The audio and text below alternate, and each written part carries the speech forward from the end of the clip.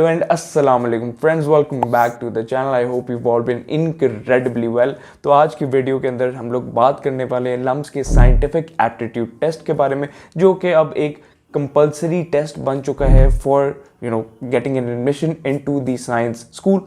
तो ये test recently revamp हुआ है और अब इस टेस्ट के अंदर कुछ नई चीज़ें इंट्रोड्यूस की गई हैं और कुछ चीज़ें निकाली गई हैं। और इस वीडियो के अंदर I am going to be sharing with you 3 particular things. Number 1, मेरा टेस्ट के साथ पर्सनल एक्सपीरियंस, और मैंने जब दिया था तो तब कैसा था और अब कैसा है, और थस के चेंजेस क्या आए हैं। नंबर 2, मैं आपसे एक रिस्पॉन्स ईमेल शेयर करूंगा जो कि लम्स ने मुझे भेजी थी regarding a few queries that I sent regarding this particular aptitude test to LUMS. और नंबर 3, मैं आपसे एक स्पेसिमेन पेपर शेयर करूंगा इसी टेस्ट के लिए, that will help you get the ball rolling and understand कि किस तरह के सवालात आ सकते हैं आपके टेस्ट के अंदर। So without further do let's get into it. तो सबसे पहले अगर मैं बात करूं आपसे कि मेरा पर्सनल एक्सपीरियंस कैसा था with regards to giving the SBSAC subject test as it was called when I gave it, तो तब इसके 4 सेक्शंस थे, फिजिक्स, केमिस्ट्री, मैथ्स और बायोलॉजी। और मैंने इन सारे सेक्शंस में से 3 टोटल सेक्शंस अटेम्प्ट करने थे और मैंने चूज़ किए थे फिजिक्स, केमिस्ट्री और मैथ्स, क्योंकि बायोलॉजी के साथ मेरा A लेवल्स में कोई लेना देना नहीं था। I drop biology in A levels, so I didn't give take the biology section. Then you had to give only 3 sections उस दफ़ा। तो मैंने इस तरह से किया था कि मैंने अपनी प्रेप के लिए सिर्फ केमिस्ट्री के मोल्स किए थे फ्रॉम O लेवल्स, और फिज़िक्स की इलेक्ट्रिसिटी और जनरल फार्मूला किए थे, ऑल द जनरल फार्मूले। लेकिन अब इस तरह से है कि अब उन्होंने ये सारा फॉर्मेट बदल दिया और अब 4 सेक्शंस मिटा के उन्होंने एक जनरल साइंटिफिक एप्टीट्यूड टेस्ट बनाए टू जनरली टेस्ट कि आपकी साइंटिफिक स्किल किस तरह की है।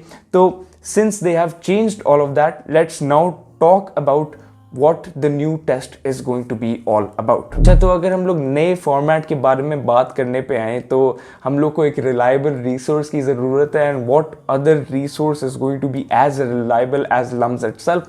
तो लम्स की ये ईमेल के मुताबिक, as you can see right here, ये टेस्ट एक पर्टिकुलर साइंस के सेक्शन को एग्जामिन नहीं करेगा, रादर एक जनरल एप्टीट्यूड टेस्ट होगा, जनरल साइंटिफिक स्किल को गेज करने के लिए टेस्ट लिया जाएगा।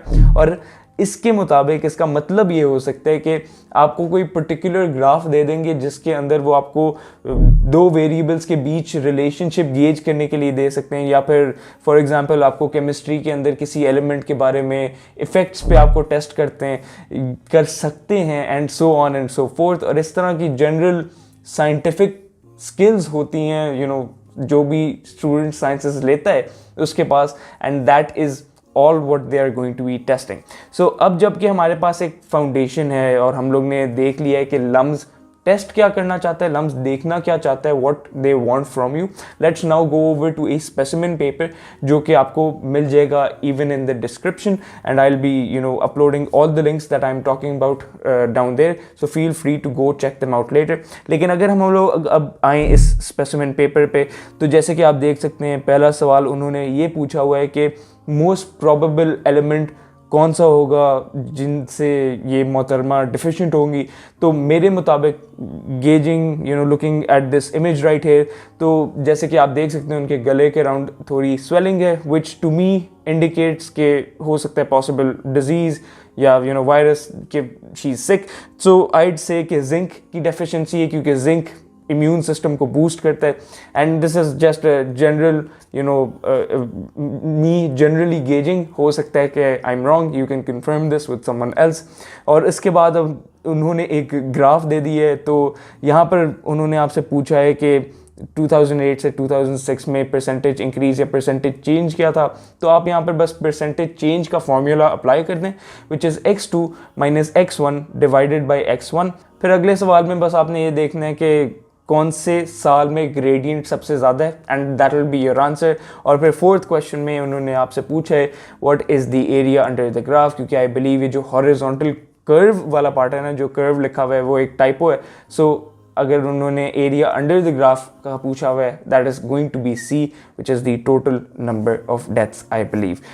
With that this video comes to an end, and I hope that it serves you well. I hope कि आपको थोड़ी बहुत मदद की हो। I know scientific aptitude test is a bit vague and I know it's not something which LUMS has communicated a lot of information about, लेकिन then again आपके control में जो है वो आपने पूरा डट के करना है और बाकी you just leave to the side इंशाल्लाह, बिकॉज जो आपके कंट्रोल में that is all you can essentially manipulate.